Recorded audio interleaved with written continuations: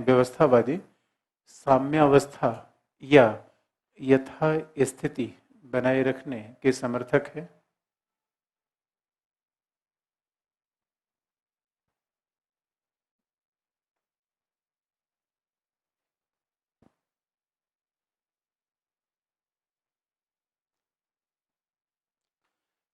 साम्यावस्था या यथा स्थिति को बनाए रखने के समर्थक है।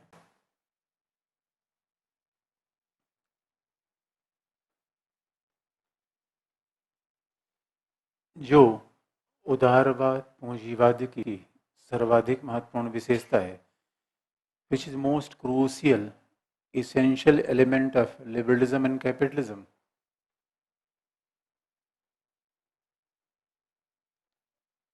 जो उदारवाद पूंजीवाद की सबसे महत्वपूर्ण विशेषता है।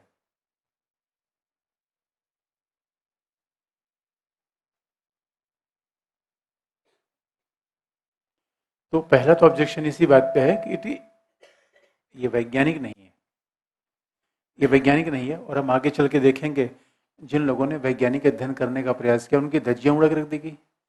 अच्छा, आपको याद होगा नव मार्क्सवादी क्या कहते हैं? हर सिद्धांत एक विशेष प्रयास के लिए होता है, निश्चित उद्देश्य के लिए होता है। No theory can be scientific at all. Robert Cox ने क्या, अगला पॉइंट यही, रॉबर्ट कॉक्स जैसे नव मार्क्सवादी का मानना है, और neo Marxist like Robert Cox said that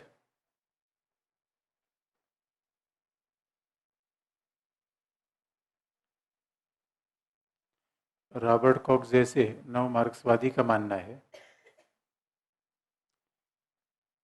कि प्रत्येक सिद्धांत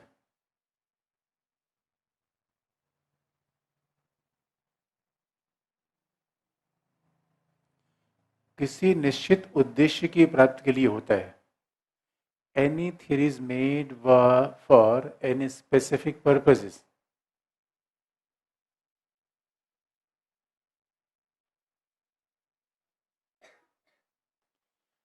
प्रत्येक सिद्धांत एक निश्चित उद्देश्य की प्राप्ति के लिए होता है। यह वस्तुनिष्ठ नहीं होता। It can't be objective.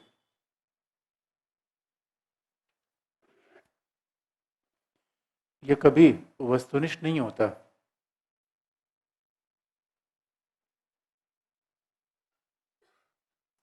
एक निश्चित उद्देश्य की प्राप्ति के लिए होता है, यह वस्तुनिष्ठ कभी भी नहीं होता। और आपको याद दिला दें, इसलिए कुछ लोग कहते हैं नहीं नहीं भाई देखिए, अच्छा विकासशील देशों में देखेंगे तो वहां परिवर्तन की आवश्यकता थी, लैटिन अमेरिका में मार्क्सवाद में परिवर्तन की आवश्यकता थी। तो लोगों ने कहा ये बताओ भाई, ये अपने आप में वैज्ञानिक व्याख्या है या पूंजीवाद उदारवाद का समर्थन है? पहले तो लोगों ने यही सवाल उठा दिया। और दूसरा लोगों का सवाल है वैज्ञानिक का अध्ययन का प्रयास ही बेकार है। पहला कहा कि वैज्ञानिक है नहीं, दूसरा और वैज्ञानिक नहीं है, इसमें बहुत सारे ऐसे ग्रुप हैं। दूसरा कहते हैं वैज्ञानिक होने का प्रयास भी करना बेकार है। क्यों? अगला point,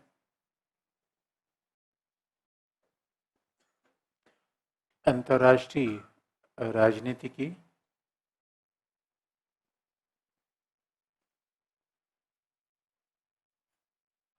the content of international politics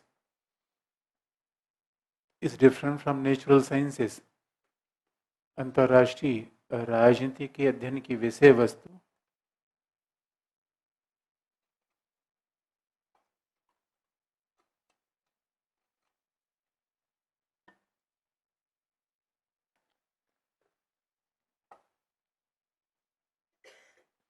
राजनीतिक अध्ययन की विषय वस्तु प्राकृतिक विज्ञानों की भांति नहीं है। It's not like natural sciences. अंतर्राष्ट्रीय राजनीति की विषय वस्तु प्राकृतिक विज्ञानों की भांति नहीं है। इसीलिए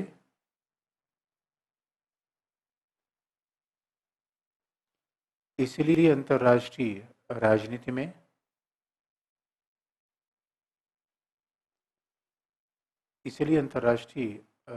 में वस्तुनिष्ठ सिद्धांतों का निर्माण संभव नहीं है। It is almost impossible to make objective theory of international relations.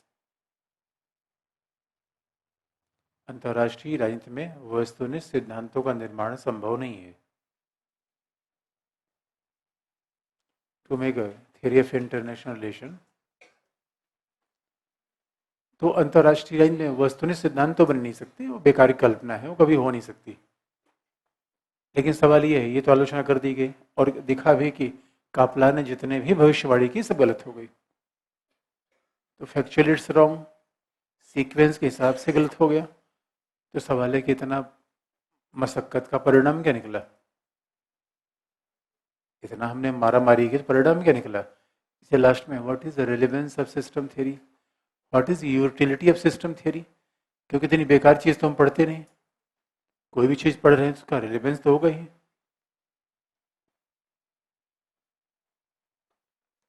Last में एक what is utility of system theory. वस्तुनिष्ठता का सीधा सा मतलब फैन चल रहा है दिख रहा है कि नहीं, कितने फैन चल रहे हैं, फैन चल रहा है दिख रहा है, यही वस्तुनिष्ठता है. वस्तुनिष्ठता का मतलब है जो व्यक्ति के, अच्छा इस क्लास में कोई ऐसा कहेगा फैन इतने संख्या में नहीं चल रहे हैं, इससे कोई फर्क नहीं पड़ता कौन कह रहा है, दैट इज ऑब्जेक्टिव फैक्ट, यही वस्तुनिष्ठता है. मतलब पर्सन के वेरी होने से मामला फर्क नहीं पड़ेगा. अच्छा बाहर जाएंगे सूरज निकला हुआ है, कहते नहीं नहीं निकला हुआ, मैं नहीं दिख रहा है, ऑब्जेक्टिव फैक्ट.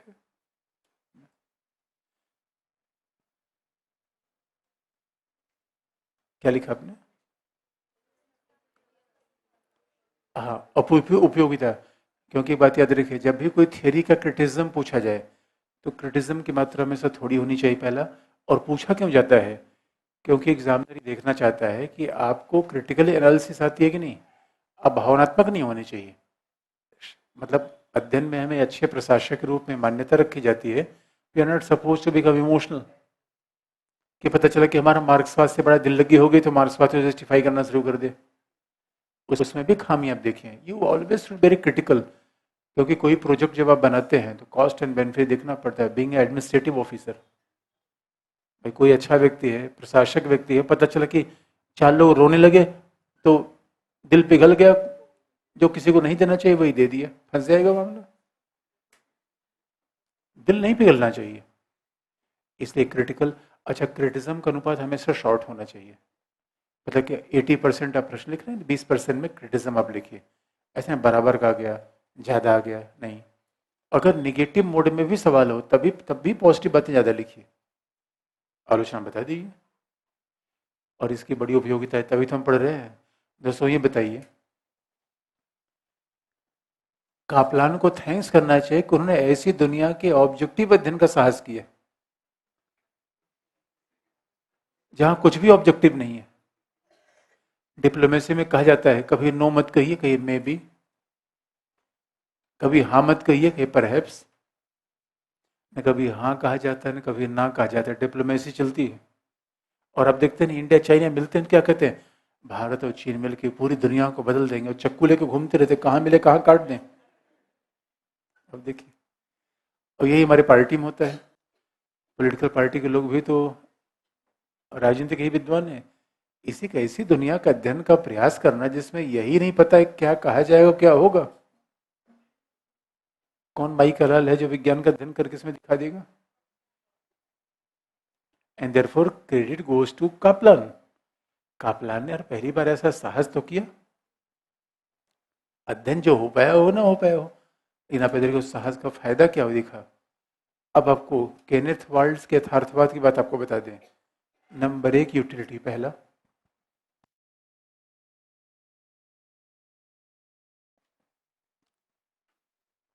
कापलान के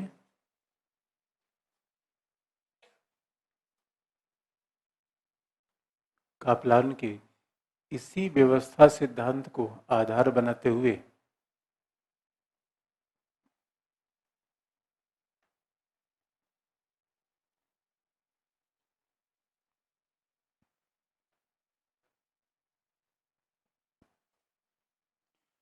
कापलान के इसी व्यवस्था सिद्धांत को आधार बनाते हुए नव यथार्थवादी विचारक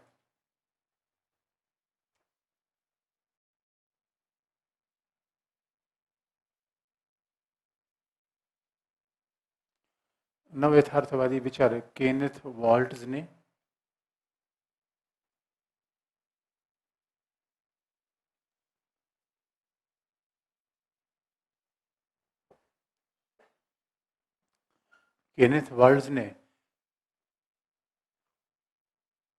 संरचनात्मक यथार्थवाद का विकास किया।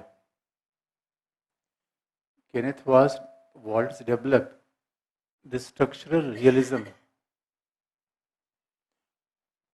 on the basis of systems theory of Kaplan. Kaplan के व्यवस्था सिद्धांत के आधार पर ही नव यथार्थवाद, ये संरचनात्मक यथार्थवाद का विकास किया। अब देखेंगे दैट इज वेरी इंपॉर्टेंट। अब केनेथ वर्ल्ड की खास तौर पे आप देखेंगे, जब हमने केनेथ वर्ल्ड के समय जानबूझ के हमने इस शब्द का प्रयोग नहीं किया सिस्टम थियरी, क्योंकि आपने पढ़ा नहीं था। लेकिन अब देखेंगे केनेथ वर्ल्ड्स की बात अगर बताई जाए तो केनेथ वर्ल्ड्स का मानना है, केनेथ वर्ल्ड्स की मान्यता है कि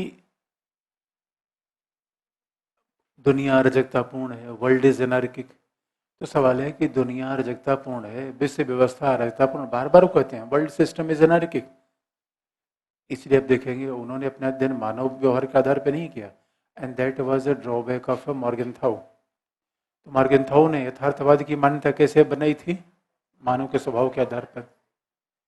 केनेथ वर्ल्ड्स ने कहा नहीं, the human nature is not a base for studying the international politics. इसमें मानव स्वभाव नहीं है। इसमें सबसे बड़ी बात क्या है? मानव स्वभाव नहीं है बल्कि शासन की। इसलिए केनेथ वर्ल्ड का पूरा थियरी, इसलिए केनेथ वर्ल्ड का हमने शायद इसको भी यूज किया होगा। अमेरिका में आने वाले व्यवहारवादी आंदोलन से केनेथ वर्ल्ड का विचार प्रभावित है। तो अब केनेथ वर्ल्ड के कॉन्टेक्स्ट में दो चार लाइन यहाँ से आप जरूर लिखिए। केनेथ वर्ल्ड ने क्या प्रयास किया? यथार्थवाद वैज्ञानिक है, वस्तुनिष्ठ है, व्यवस्था पर आधारित है। ये सारी बात उन्होंने कापलान से सीखी, सारी बात कापलान सीखी। अब केनेथ वर्ल्ड में थोड़ा हमने हिंट किया था, जानबूझ क्यों नहीं बताया? क्योंकि भी सिस्टम थियरी मैंने आपको बताया नहीं था। फिर भी व्यवहारवाद का प्रयोग हमने किया था, अगर आपको याद होगा। अब देख कैसी चीजें जुड़ती हैं। अब इसको आपने अगर सीख लिया तो केनेथ वर्ल्ड को इंट्रोडक्शन देते समय इसका भी आप यूज जरूर करिए। सिस्टम थियरी को केनेथ वर्ल्ड से जोड़िए। अगला अगला कॉन्ट्रीब्यूशन क्या है? और जब केनेथ वर्ल्ड को आप लिखेंगे तो एक लाइन मॉर्गेनथाउ से कंपेयर कर ही सकते हैं कि मॉर्गेनथाउ का अध्ययन कैसा था? नॉर्मेटिव था, मानव व्यवहार पे था। और वो भी मानव व्यवहार पे हो, देखा तो बहुत अच्छी बात है। वो ऐसा मानव व्यवहार जो हमने एज्यूम कर लिया कि मानव का व्यवहार ऐसा होता है, ऐसे थोड़ी कोई साइंटिफिक स्टडी होती है। अगला कॉन्ट्रीब्यूशन क्या है? अगला पॉइंट,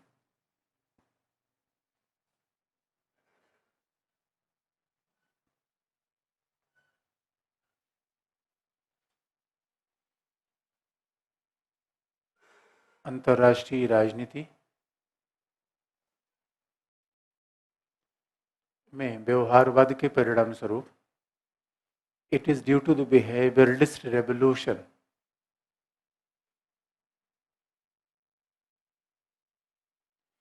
अंतर्राष्ट्रीय राजनीति में व्यवहारवाद के परिणाम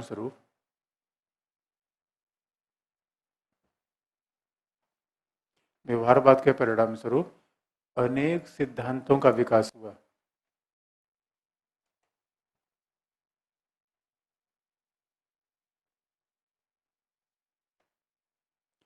Various theories were developed due to the behaviorist revolution, which were very much scientific in its nature. जो कई बार वैज्ञानिक थी। जैसे आप देखेंगे व्यवहारवाद का पहला परिणाम रहा कि गेम थियरी का विकास हुआ, खेल सिद्धांत। अब खेल सिद्धांत हमारे सिलेबस में नहीं है। व्यवहारवाद का पहला परिणाम ये हुआ, खेल सिद्धांत का विकास हुआ आईआर में। अब ये सब साइंटिफिक है और इन सब चीजों से विदेश नीति के वैज्ञानिक अध्ययन का प्रयास किया गया। और फॉरेन पॉलिसी क्या है? Foreign policy is behaviour of state. राज्य का व्यवहार हमें देखना है तो हमें क्या अध्ययन करना चाहिए? विदेश नीति। अब गेम थियरी है क्या? एक बात याद रखिए, मैच कौन जीतता है? जिसके पास बेटर स्ट्रेटजी होती है। मैच वो दुर्भाग्य का, वो भाग्य का खेल नहीं है। Match is a game of strategy.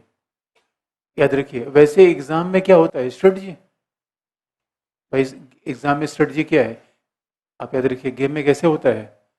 Captain देखता है कौन खिलाड़ी आया है, किसके लिए कौन सा बॉलर यूज किया जाए, स्लॉग ओवर में इसको किसको भेजा जाए। अब बताए, बैटिंग का पैटर्न चेंज होता है, हमेशा वही होता है। इसलिए आपको क्या करना, पढ़ने में वो तरीका दिखना चाहिए। गेम कॉम्पिटिटिव में हमेशा बी प्रोफेशनल, तभी सफलता आपको मिलेगी। कितना, अगर मान लीजिए किसी को पीटी का समय दे एग्जाम देना है, तो नाप लीजिए कितने दिन है, कितना सिलेबस है, क्या छूटा है। पता चला कोई अच्छी चीज लग गई, उसी में अटक गए, एक ही चीज को 10 बार पढ़ दिया, थोड़ा एकदम छोड़ दिया। This is not example of good captain. अच्छे कैप्टन का मतलब क्या है? कंडीशन क्या है? पहला, पिच की कंडीशन कैसी है, यानी कि हमने तय कर लिया कि हमेशा एक ही बॉलर को खिलाएंगे, नहीं, बॉलर रिप्लेस करेंगे। दोस्तों, this is life is all about a game, and who can win the game? The person who have better strategy, nothing else. भावना के आधार पे थोड़े, मतलब यही नहीं पता कि एग्जाम कितना दिन, बस खाली दिल घबरा रहा है, एग्जाम पास आ रहा है, एग्जाम पास, उसके अलावा कोई स्ट्रेटजी नहीं है, तो मामला फिर गड़बड़ होगा दोस्तों। ये बहुत ध्यान देने की बात है। जैसे गेम थियरी क्या है? इट इज, रूल होते हैं गेम के, पहला जीतना है, लाभ ज्यादा ज्यादा करना है। और गेम के नियम क्या है? पहला प्रयास जीतना है, अगर हारने की बात आएगी तो हार को मिनिमाइज करना है, अपोजिशन के लाभ को कम से कम करवाना है। जैसे गेम थियरी, और गेम थियरी है कुछ नहीं, क्या है? जीरो सम और नॉन जीरो सम, ये मैंने बताया कि नहीं? अब बताइए, ये तो वैज्ञानिक जैसा दिख रहा है। गेम के दो पार्ट हैं, जीरो सम है, नॉन जीरो सम।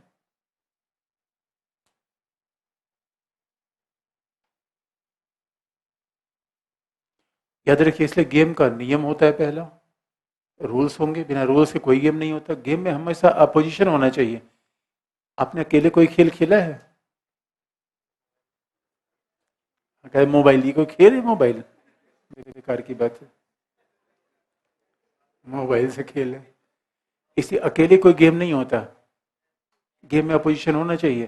और याद रखिए, गेम में हारेंगे तो पुरस्कार मिलेगा, जीतेंगे तो भुगतान करना, हारेंगे तो भुगतान करना पड़ेगा, जीतेंगे तो पुरस्कार मिलेगा। इसलिए जीरो सम का मतलब है जहां अपोजिशन के साथ कोई सहयोग संभव ना हो। नॉन जीरो सम का मतलब है जहां सहयोग संभव हो। नॉन जीरो सम का मतलब सबका साथ, सबका विकास। जीरो सम का मतलब अपना विकास, दूसरे का विनाश। जीरो का मतलब, जीरो सम का मतलब है वार होना। It is condition of complete confrontation, झगड़ा होना, वार होना, क्योंकि एक का फायदा है, दूसरे का नुकसान है। यहाँ पे फायदे साथ साथ शेयर किए जा सकते हैं और नुकसान भी साथ ही साथ होगा। Zero sum non zero sum है।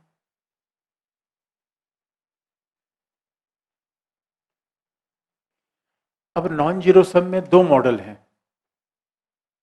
यदि पूछा, आपके सिलेबस में है नहीं है, बस थोड़ा सा हमने, एक है प्रिजनर्स डिलेमा, कैदी की दुविधा। थोड़े शब्द को जानने में कोई बुराई नहीं है।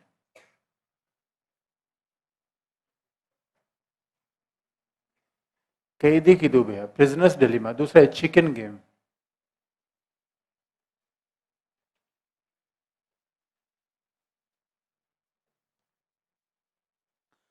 देखिए डिलेमा क्या है?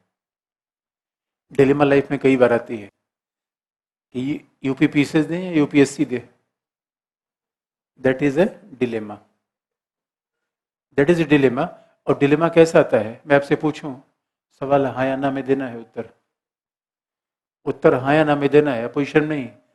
सवाल है, आपने सिगरेट पीना छोड़ दिया है? मैंने ये सवाल उत्तर पूछा हाँ या ना में। दिस इज डिलेमा, क्योंकि अगर आपने सिगरेट पीना छोड़ दिया, इसका पहले पीते थे, और ना कहेंगे इसका मतलब अभी भी पीते हैं, दोनों मामले में फंसेंगे। दैट इज ए डिलेमा, जिसमें कोई हाँ ना कहना दोनों मुश्किल हो। कुएं में गिरेंगे, खाई में।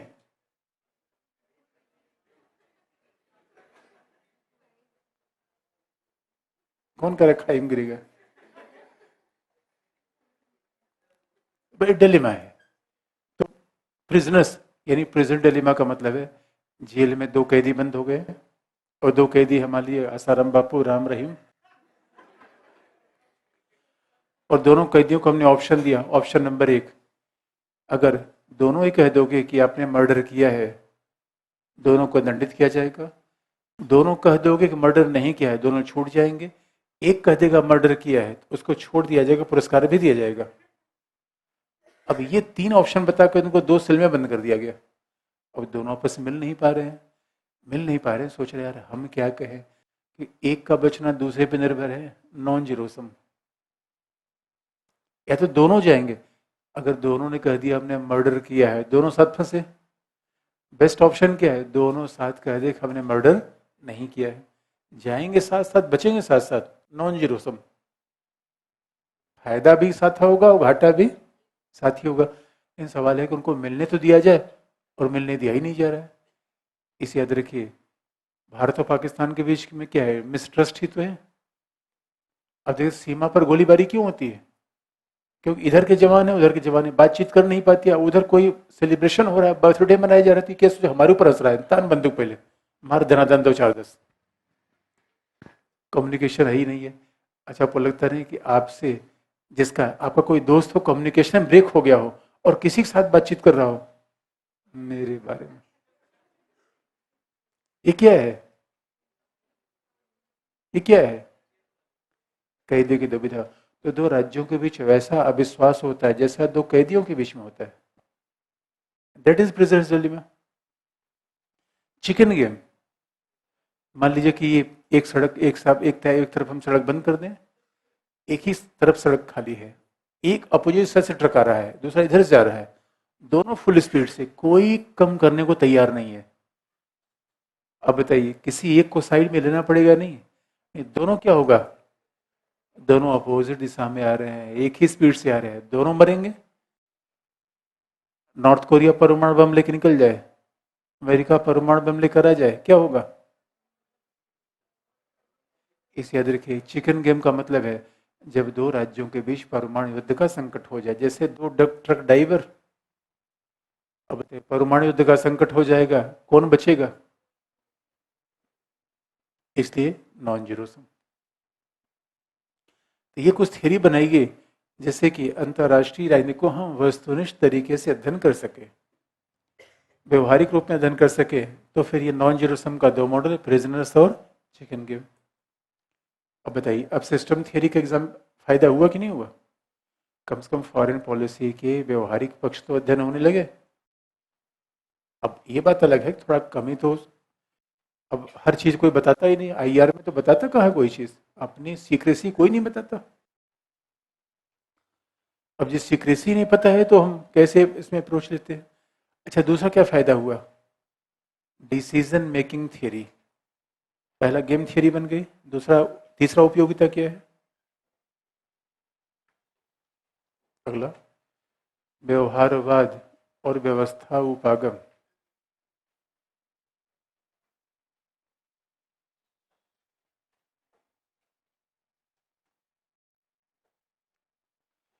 व्यवहारवाद और व्यवस्था उपागम से प्रभावित होकर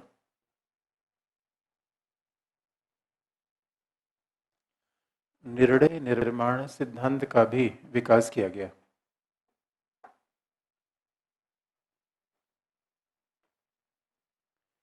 विकासवाद और व्यवस्था उपागम से डिसीजन मेकिंग,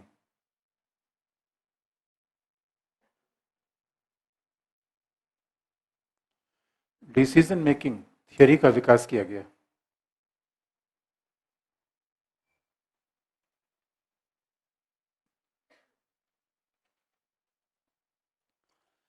अच्छा, आपने जीवन में कोई डिसीजन किया है? क्या किया है? किसने किया है?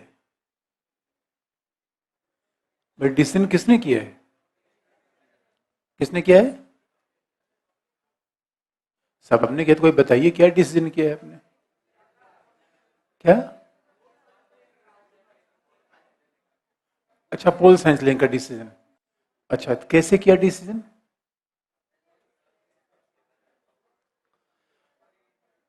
अब ध्यान से देखिए, जब भी हम कोई डिसीजन करते हैं तो एक उसका सीरीज होता है। Decision is not a action, it is series of action. पहले हम एक कदम बढ़ाते हैं, फिर दूसरी बात सोचते हैं, फिर तीसरी तरफ आगे बढ़ते हैं, then we make out an decision. इसका मतलब है, वैसे ठीक है, भारत अमेरिका के बीच सिविल परमाणु समझौता एक डिसीजन है। आपने पहले ग्रेजुएशन किया, तब डिसीजन किया कि नहीं हमें एग्जाम देना है, दैट इज डिसीजन नंबर एक। एग्जाम देना है तो कहाँ जाना है, डिसीजन नंबर दो, स्टेप नंबर दो। पढ़ना है, कहाँ पढ़ना है, स्टेप नंबर थ्री। कैसे पढ़ना है, step number four. Each and every decision is kind of action. वैसे ही अंतर्राष्ट्रीय राजनीति में कोई डिसीजन होता है। अब मान लीजिए कि अगर इंडिया और यूएस के बीच में सिविल परमाणु एग्रीमेंट होना है, इट इज डिसीजन। तो अब ये बात है, डिसीजन मेकिंग थियरी के लोग क्या करते हैं, अंतर्राष्ट्रीय राजनीति में जो सरकार निर्णय लेती है उसी का अध्ययन तो करते हैं। और who makes a decision? Government. Government. अब आप बताइए, जो गवर्नमेंट डिसीजन ले रही है, उस गवर्नमेंट के डिसीजन में किसका ज्यादा महत्व है, डिसीजन लेने वाले का, एक कॉन्टेक्स्ट का? अच्छा, जो आपने निर्णय लिया तो उसमें किसका महत्व ज्यादा था, आपके व्यक्तित्व का या परिवेश का या दोनों का? इसलिए डिसीजन मेकिंग वाले सीधी सी बातें करते हैं कि first we have to look the decision which is taken by the government, और दूसरा, डिसीजन लिया कैसे, पहला हु इज अ लीडर, वो नेता कौन सा है जो डिसीजन ले रहा है, और दूसरा इन्वायरमेंट कैसा है, सामाजिक आर्थिक राजनीतिक परिवेश कैसा है जिसमें निर्णय लिया गया। दोनों चीजें डिसीजन को प्रभावित करती हैं।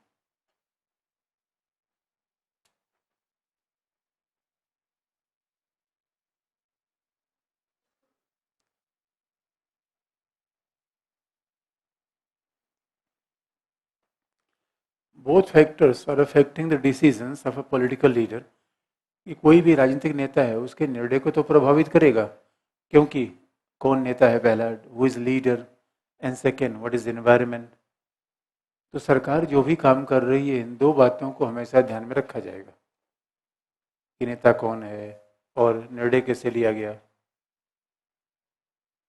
और दूसरी बात है, जिस व्यक्ति ने डिसीजन लिया उसके हिसाब से आप दुनिया देखिए, स्वयं के हिसाब से नहीं। यानी अगर मनमोहन सिंह ने इंडिया यूएस न्यूक्लियर डील किया, तो you have to look the deal according to the perception of Manmohan Singh, not of yours. आप ही नहीं बताएंगे कि निर्णय कैसा था कैसा नहीं था। वो निर्णय जिसने लिया उसी के हिसाब से आप दुनिया को देखेंगे। That is all about the decision making theory. ये है निर्णय निर्माण का सिद्धांत, डिसीजन मेकिंग थियरी। अब ये क्या है, ये सब साइंटिफिक ही तो है। जैसे आप निर्णय लेते हो वैसे सरकार निर्णय लेती है। अच्छा, आपके निर्णय में परिवेश भी इंपॉर्टेंट है। परिवेश का मतलब पड़ोस की, पड़ोस, यूनिवर्सिटी।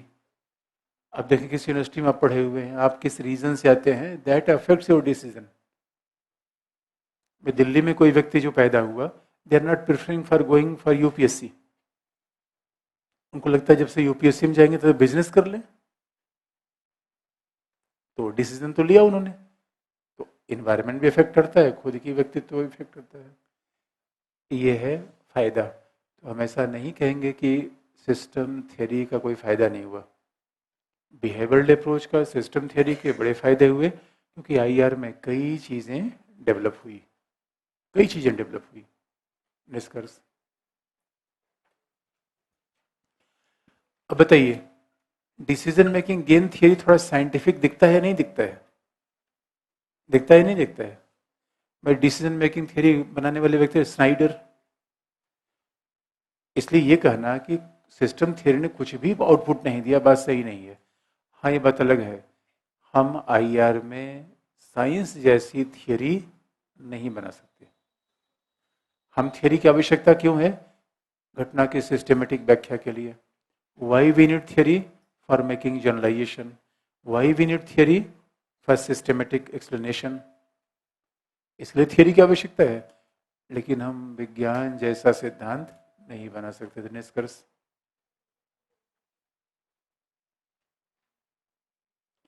व्यवस्था सिद्धांत,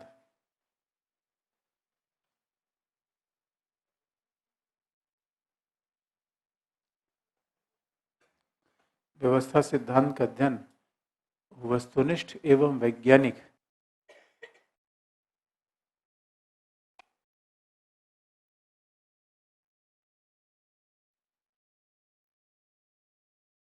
वस्तुनिष्ठ एवं वैज्ञानिक प्रतीत होता है।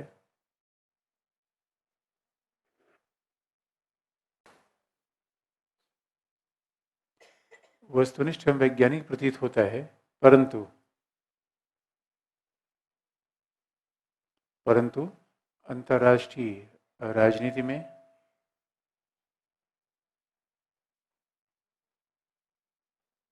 परंतु अंतर्राष्ट्रीय राजनीति में विज्ञान की भांति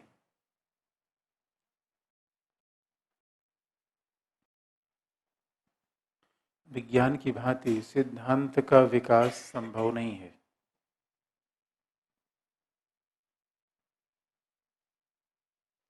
We can't develop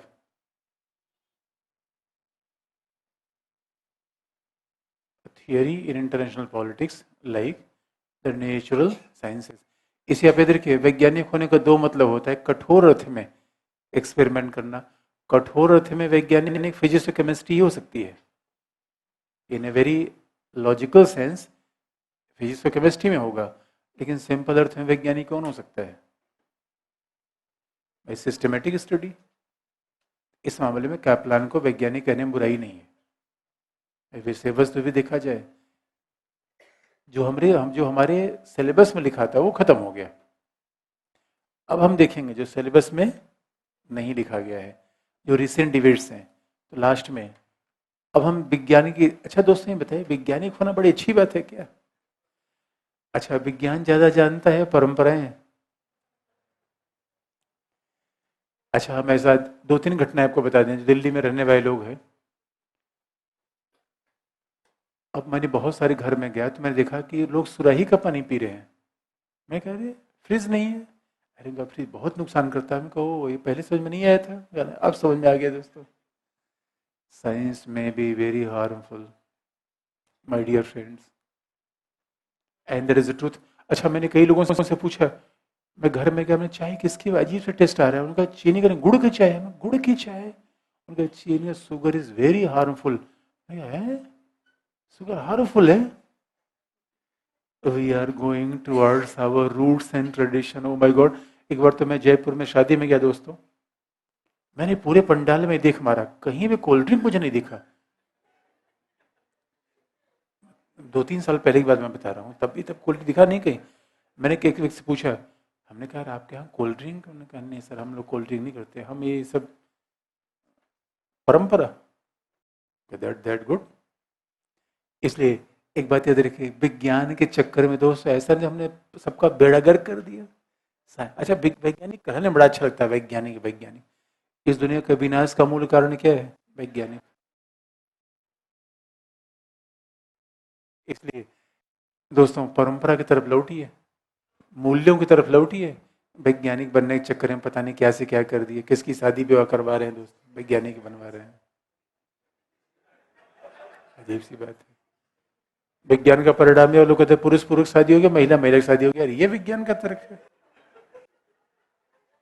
very scientific. और एक बात दोस्तों, ओ माय गॉड व्हाट, आप देखिए कितने लोगों के पास जो बॉटल है वो प्लास्टिक का है। पीने का पानी का बॉटल कितने लोगों के पास प्लास्टिक का है? प्लास्टिक का है। आप लोग साइंस के स्टूडेंट हो या किसके स्टूडेंट हो?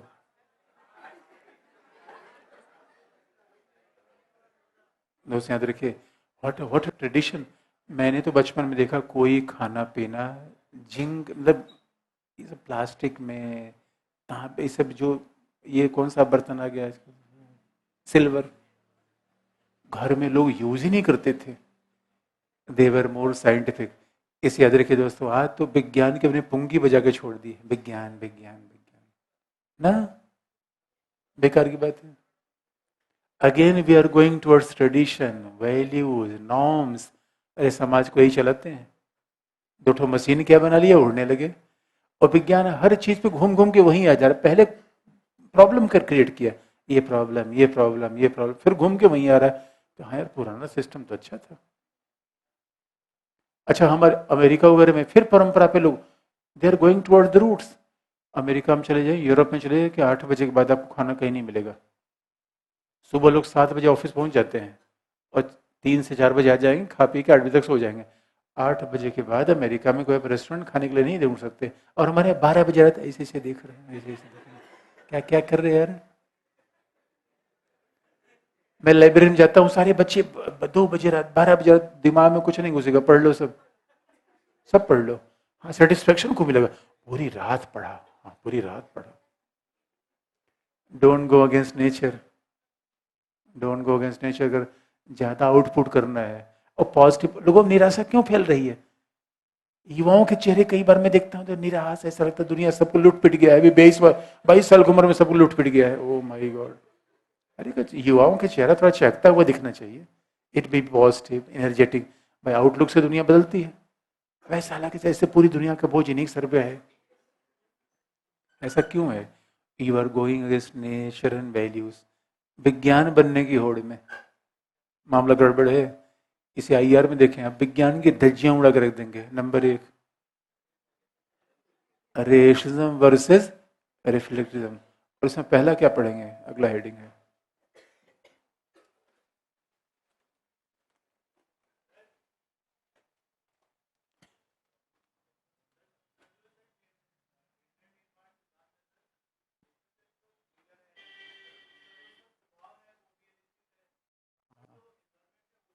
एकदम सही बात है।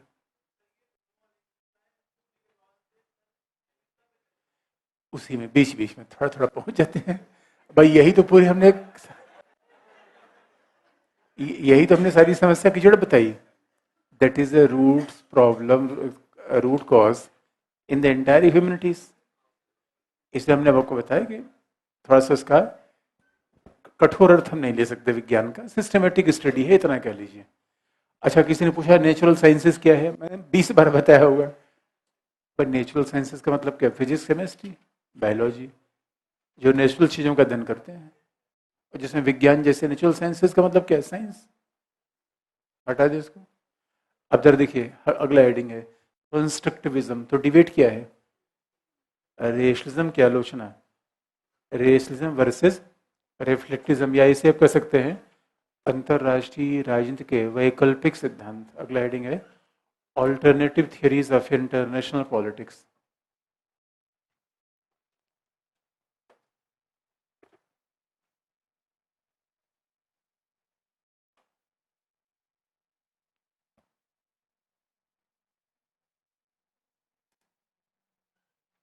Alternative theories of international politics,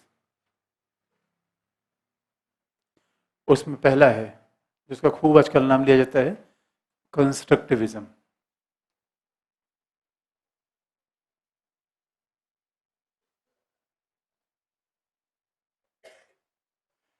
constructivism का मतलब, अब संरचनावाद कह नहीं सकते क्योंकि स्ट्रक्चरलिज्म का हिंदी अनुवाद संरचनावाद होता है। आप कर सकते हैं रचनावादी, कर सकते हैं, या सीधे कंस्ट्रक्टिविज्म ही लिख लीजिए।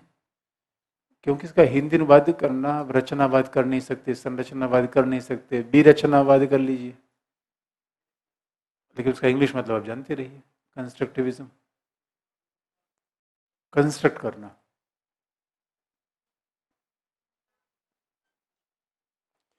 और अच्छा, एक बात ये भी याद दिला दिया आपको, साइंस के प्रति रिवोल्ट की प्रवृत्ति प्रवृत्ति तो नौ मार्क्सवाद से दिखती है। कल तो हमने नौ मार्क्सवाद में भी आपको बताया था, अभी फिर इसको रिपीट किया। रॉबर्ट कॉक्स ने कहा कि हर चीज को साइंटिफिक तरीके से देखना, ऑब्जेक्टिव तरीके से देखना बेकार की बात है। ये इस दुनिया में साइंस जैसी कोई चीज है ही नहीं है। इसे कंस्ट्रक्टिविस्ट क्या मानते हैं? पहला,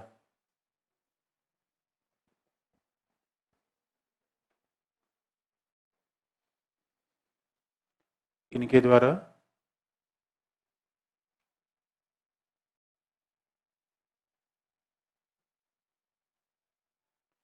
इनके द्वारा नव यथार्थवादियों की आलोचना की गई है।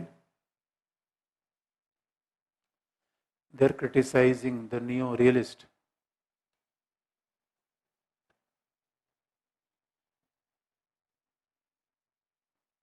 इनके द्वारा नव यथार्थवादियों की आलोचना की गई है. They're criticizing the neo-realist क्योंकि केनेथ वाल्ट्स का यह दावा है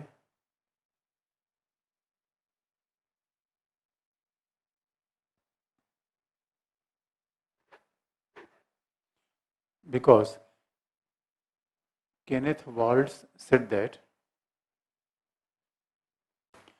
क्योंकि केनेथ वाल्ट्स का यह दावा है कि यह विश्व अराजकतापूर्ण है. Kenneth Waltz says that this entire world is anarchic. Kenneth Waltz का कहना है कि यह विश्व अराजकतापूर्ण है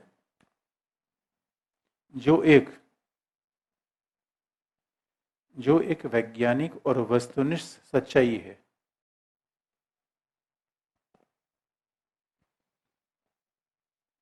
Which is an objective reality.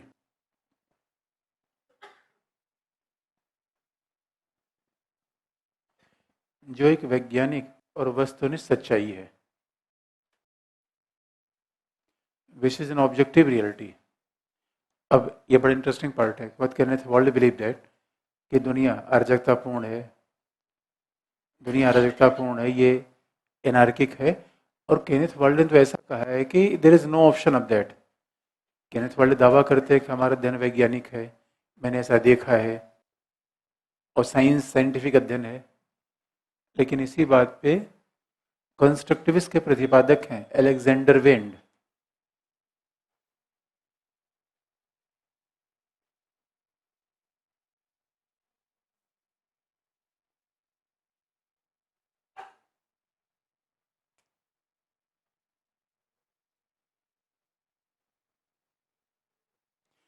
Alexander van't, WENDT.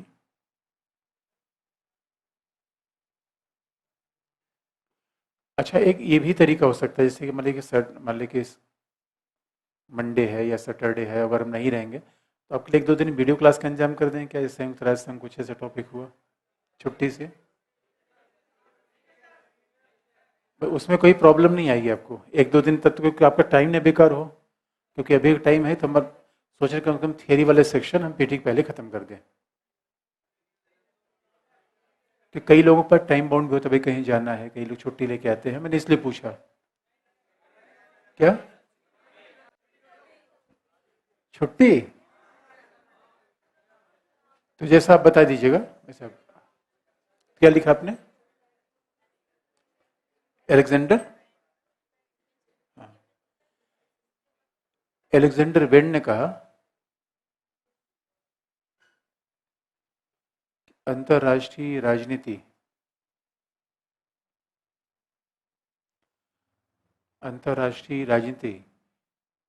को भौतिक वैज्ञानिक रूप में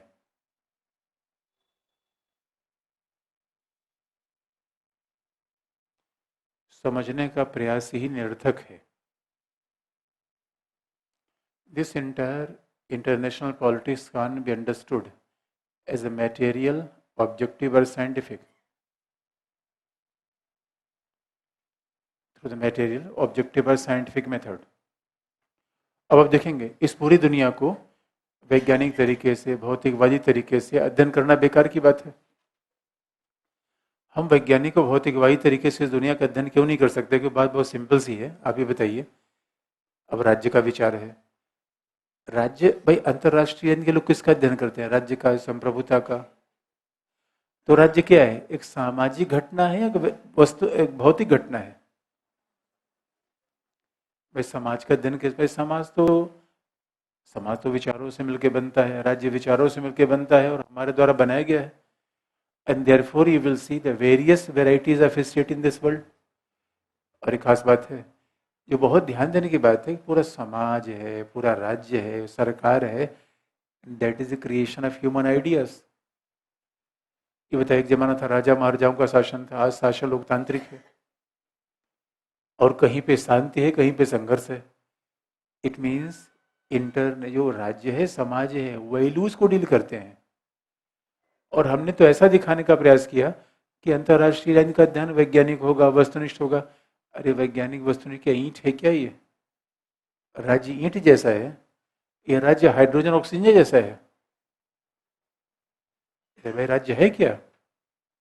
इसलिए बहुत बहुत ध्यान देने की है कि they are not focusing that state is a material object that is created by the human being. अगला पॉइंट,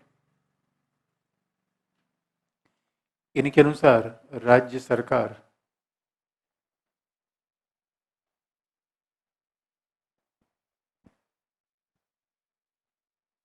इनके अनुसार स्टेट एंड गवर्नमेंट, राज्य सरकार कोई भौतिक घटना नहीं है या कोई भौतिक पदार्थ नहीं है। State and government is not any material object.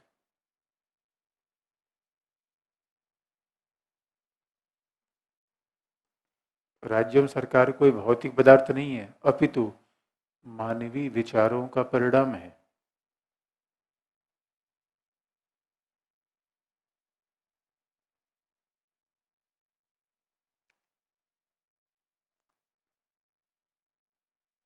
This is an outcome of human ideas. Even ये मानवीय विचारों का परिणाम है। This is an outcome of human ideas. Even values विचारों का परिणाम है। और याद रखिए, अगर विचार का परिणाम है तो विचार हम अच्छे बना सकते हैं, बुरे बना सकते हैं, हमारे हाथ में है। इसलिए बताइए, अगर दुनिया में झगड़ा हुआ है, सच बात है झगड़ा हो रहा है, तो झगड़ा हो रहा है क्यों? क्योंकि हमारा विचार ऐसा बन गया। तो बताइए, हम सम्राट किल्विस बना सकते हैं, शक्तिमान भी बना सकते हैं। इसलिए अगला पॉइंट, इसलिए इसलिए अलेक्जेंडर वेन ने कहा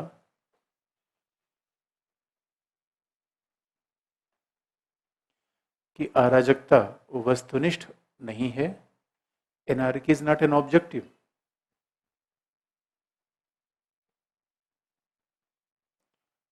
अराजकता कोई वस्तुनिष्ठ नहीं है और न ही सार्वभौमिक है। नीदर यूनिवर्सल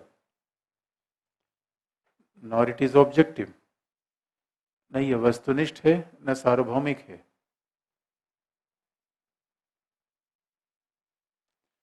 बल्कि मानवीय विचारों का परिणाम है।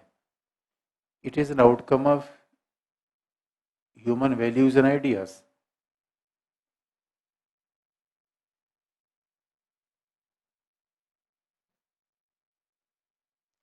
बल्कि मानवीय विचारों का परिणाम है। And it is an outcome of human values, outcome of human ideas, मानवीय विचारों का परिणाम है। इसीलिए अराजकता भी मानव निर्मित है।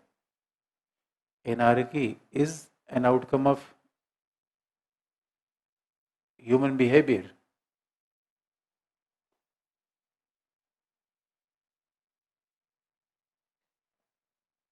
अराजकता मानव विचारों का परिणाम है जिसे परिवर्तित किया जा सकता है, which can be changed all together.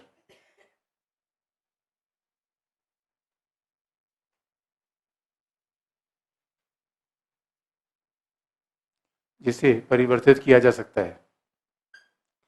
देखिए कितनी बड़ी बात हो गई। केनेथ वाल्ड ने कहा कि दुनिया में जो झगड़े हैं, अराजकता है, शाश्वत सच्चाई है, बदलने का सवाल ही पैदा नहीं होता। हम बदल नहीं सकते,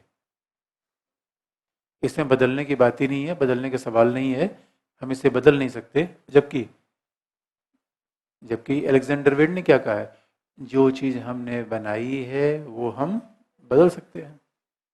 अब जैसे आप सोचिए, आपके साथ पार्टनर के साथ झगड़ा हो गया, आपके शाश्वत झगड़ा है ये,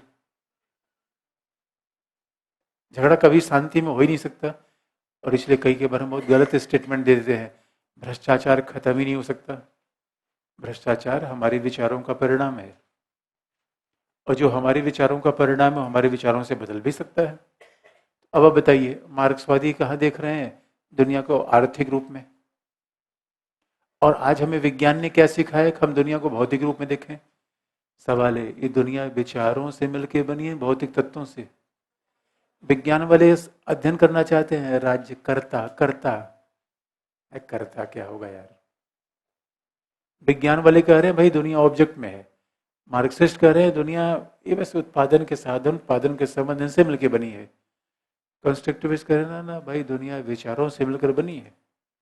ये सारा मानव समाज है, जितने हमारे मूल्य है, डेमोक्रेसी है, लिबर्टी है, इक्वलिटी है, ये किसका परिणाम है? विचारों का। इसलिए अलेक्जेंडर ने किताब भी लिखा है, anarchy what we make out of it. अरे अच्छा कोई अच्छा यथार्थवादी, अब देखिए यथार्थवादी संघर्ष को ऐसा चित्रित करते हैं जैसे ये था, है और रहेगा। कंस्ट्रक्टिविस्ट कहते हैं नहीं, हो सकता था भी, हो भी, लेकिन रहेगा, ये खत्म किया जा सकता है। अब बताइए, जैसे हम ये कहें कि महिलाओं का शोषण हुआ था, होता रहेगा, ये कौन सी बात है भाई? ये कोई प्राकृतिक घटना है, हमने बनाया है। इसलिए अगला,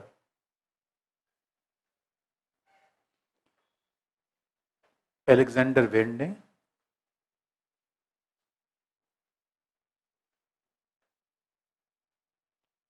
अलेक्जेंडर वेन ने कहा कि अंतर्राष्ट्रीय राजनीति के अध्ययन के लिए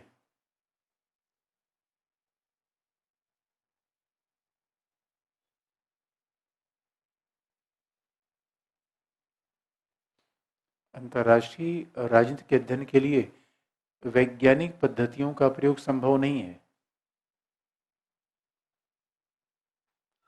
scientific methods can be applied for the studying of international politics.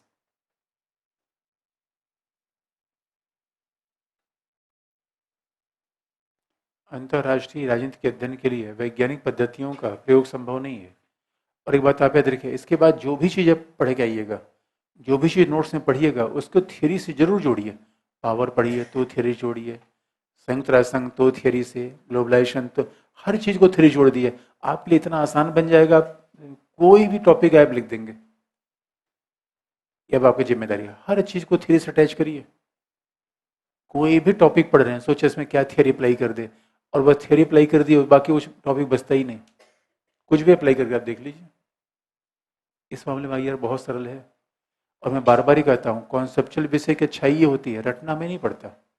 कई विषय में रटना पड़ेगा, ये भाई ये पहाड़ है तो रटना ही पड़ेगा। इंडीज अलग हो, हिमालय अलग होगा, वो रिप्लेस नहीं कर सकता। ऐतिहासिक घटनाएं अलग अलग ही होंगी। यहाँ पे हमारे साथ सबसे बड़ी फायदे होते हैं, एक ही विचार है, धनाधन अप्लाई करते चले जाइए। आपको अजय संयुक्त राष्ट्र संघ, यथार्थवादी क्या कहते हैं, आदर्शवादी क्या कहते हैं? यथार्थवादी कहते हैं फूटा हुआ डोल है, आदर्शवादी कहते हैं शांति बना लेंगे, कंस्ट्रक्टिविस्ट कहते हैं हाँ बना लेंगे, नारीवादी कहते हैं बना तो लेंगे, पुरुषों का प्रभाव खत्म करो। खत्म हो गया मामला यार। और मार्क्सवादी क्या कहते हैं? ना ना ना, संयुक्त राष्ट्र संघ कुछ नहीं कर पाएगा, पूंजीवादी व्यवस्था है। संयुक्त राष्ट्र संघ हो गया कि नहीं हो गया 2 मिनट में? ठीक है, आप मजाक मान रहे हैं? मैं मजाक कर रहा हूँ, सही बात कर रहा हूँ? सही बात कर रहा हूँ। तो बड़ा आसान हो जाता है हमारे पीछे। इसे मेन आपका कमांड थ्योरी पे होना चाहिए, बस उसी को दाना दाना अप्लाई कर दीजिए। अच्छा, हो सकता है कंस्ट्रक्टिविज्म से कभी पूछा ना जाए, जो थियरी हो सकता है ना पूछा जाए, क्योंकि विश्वविद्यालय में पढ़ाए जा रहे हैं, इसलिए कभी भी कोई चीज़ पूछी जा सकती है।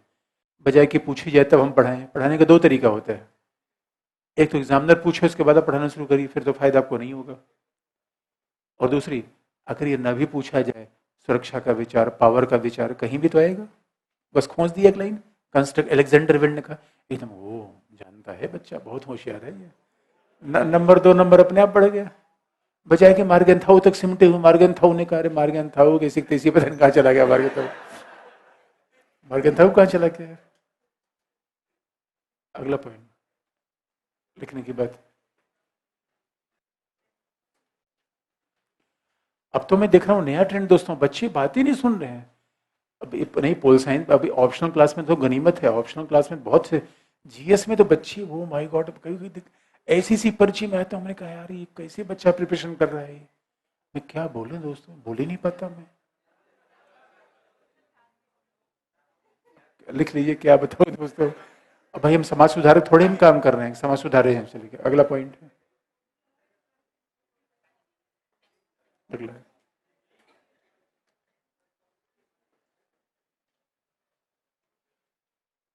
अगला कंस्ट्रक्ट एलेक्जेंडर वेन ने कहा,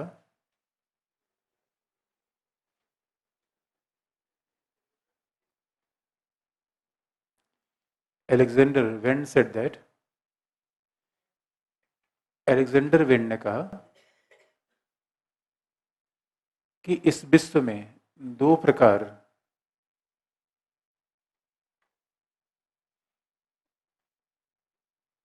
दो प्रकार की घटनाएं विद्यमान है। We can classify this entire world into two categories. इस विश्व में दो प्रकार की घटनाएं विद्यमान है। पहला, नेचुरल वर्ल्ड,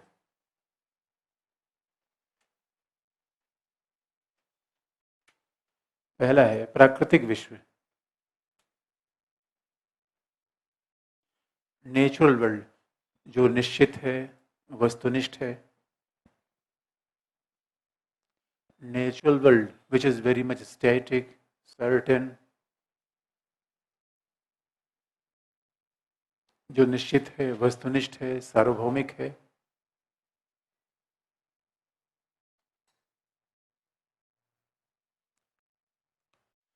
और जिसके अध्ययन के लिए वैज्ञानिक तरीकों का प्रयोग किया जा सकता है।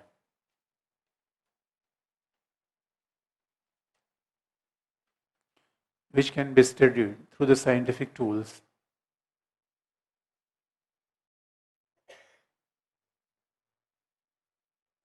जिसके अध्ययन के लिए वैज्ञानिक तरीकों का प्रयोग किया जा सकता है। Scientific tools can be applied for the studying of this objects. दूसरा, दूसरी दुनिया क्या है? Which is a social world, सामाजिक विश्व है।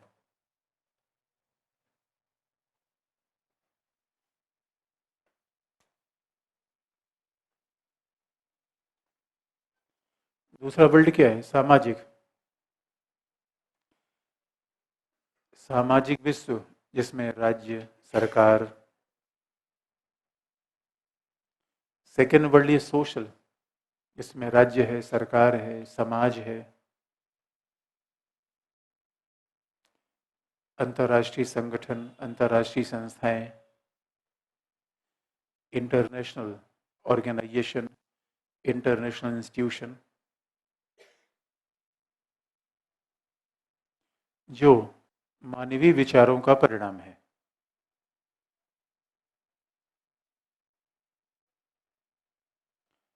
Which is creation of human being. और इनमें वैज्ञानिक अध्ययन पद्धतियों का प्रयोग नहीं हो सकता।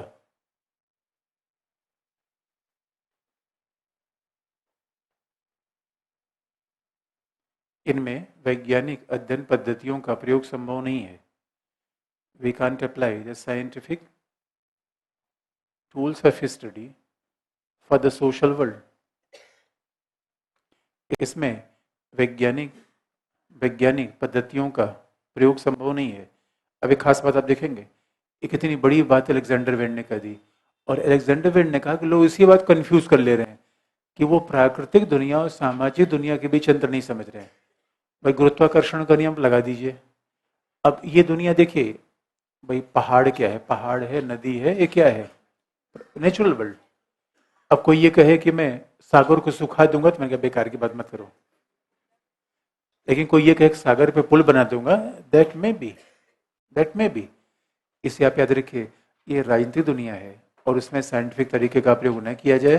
और जब हम ह्यूमन वैल्यूज की बात करेंगे तो कंस्ट्रक्टिविस्ट पीस एंड कोऑपरेशन की बात करेंगे, नहीं करेंगे? उन्होंने सब चीज को डिफाइन कर, मानव सुरक्षा, शांति, सहयोग, अपने आप आगे आ गया। बाकी कल